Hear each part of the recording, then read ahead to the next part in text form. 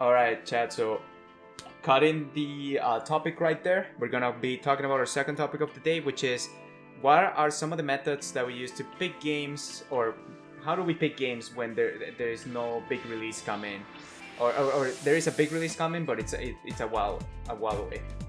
So, do you want to start, Matt, or do you want me to start on this one? Do you want to change the? Thank you. Yeah. There it is. Yeah, I guess you can start on this. Okay, sure.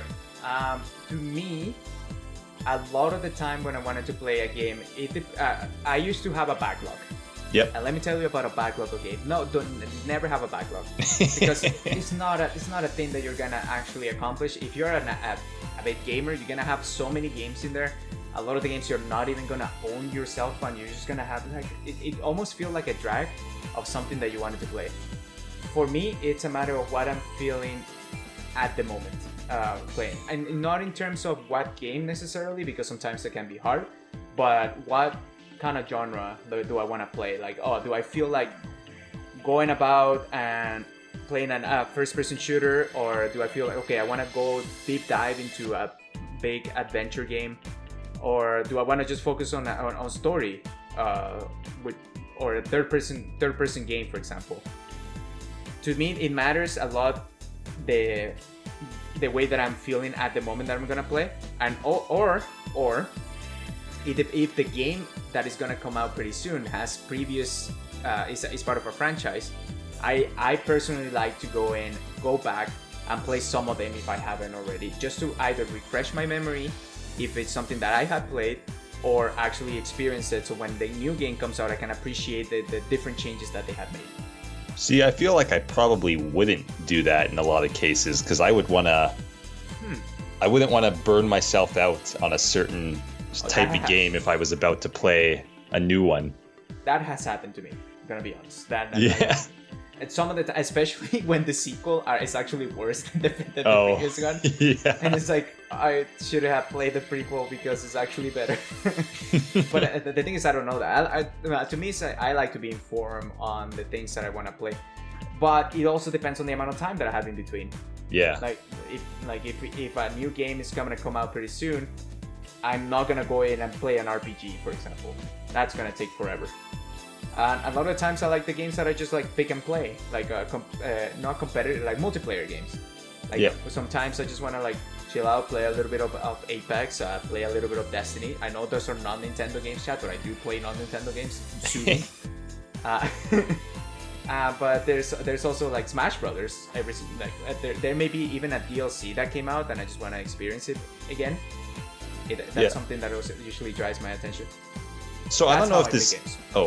I don't know if this counts as, because some people might just count this as new releases, but I find a lot of the time the games I play in between are games that have recently re-released, because they sort of catch my attention when they announce the re-release or something. So like some examples are when the Prime trilogy came out on the Wii U.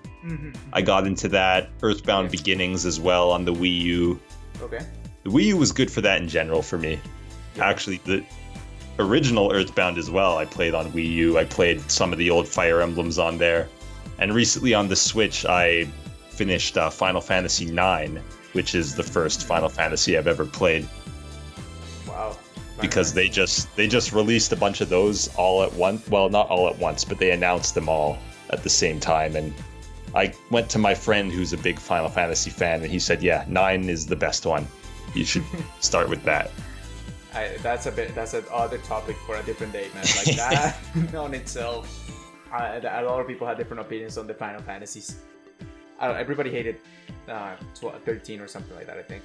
Yeah, 13 was not very well received. Like Lightning Returns or whatever it was called. I don't know. Lightning Returns was a sequel to 13, I think. There were like 3 Final Fantasy 13s. Oh yeah, Final Fantasy series confuses me. It's same with like Kingdom Hearts. That whole storyline. Like even Metal Gear Solid is a little bit more understandable than that whole mess that is going on that side. I think I could probably give a very bad cliff notes of both Metal Gear and Kingdom Hearts. Maybe we can make a video out of that someday. Oh, see how close I get. Anyway. I would love to. Okay. Yeah, I tend to go back to a lot of games that were like big in their heyday that I sort of missed out on. Like Resident Evil 4 was a big one. Of course, all the games I just mentioned sort of fall into that as well. And recently I picked up Return of the Obra Dinn, which was a big indie game last year. And I enjoyed that quite a bit. Okay. Melvin actually bought it for me. Because I'm a good pal. Yes. No, yeah, that's really an interesting thing, because I do remember when I put a lot of my games in the backlog, it was due to big releases that I just missed. Like a lot of the times, the big releases are back to back, and it's hard for not when it comes to Nintendo because they space their games out. But a big Nintendo game might come out with another big Sony game. Let's say Spider-Man might come out at the same time as another game. You have to choose one of them, and a lot of the times you just fall behind.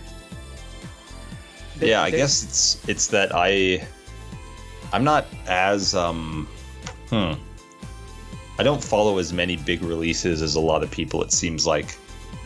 So I don't run into that issue as much of having just games come out at the same time and not being able to play them all. Yeah.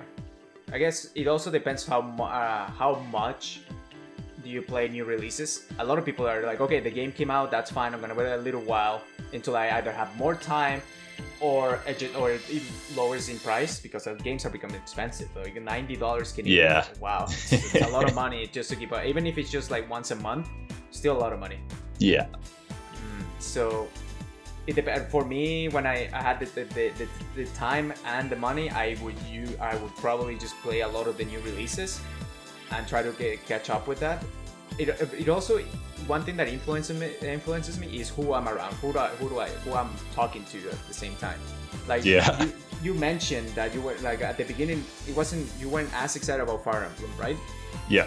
Three Houses, and then just talking about the podcast, talking to your friends, talking to other people. It's like, okay, they got the excitement going because they started looking at all this stuff. So I think that actually helps quite a bit. In terms of how what like it actually influences you what you want to play. But yeah, what you were saying is true as well, where sometimes you're just in the mood for maybe something a bit more slow paced. Other times you want more of a thinking man's game. Other times you just want something sort of action oriented. Okay.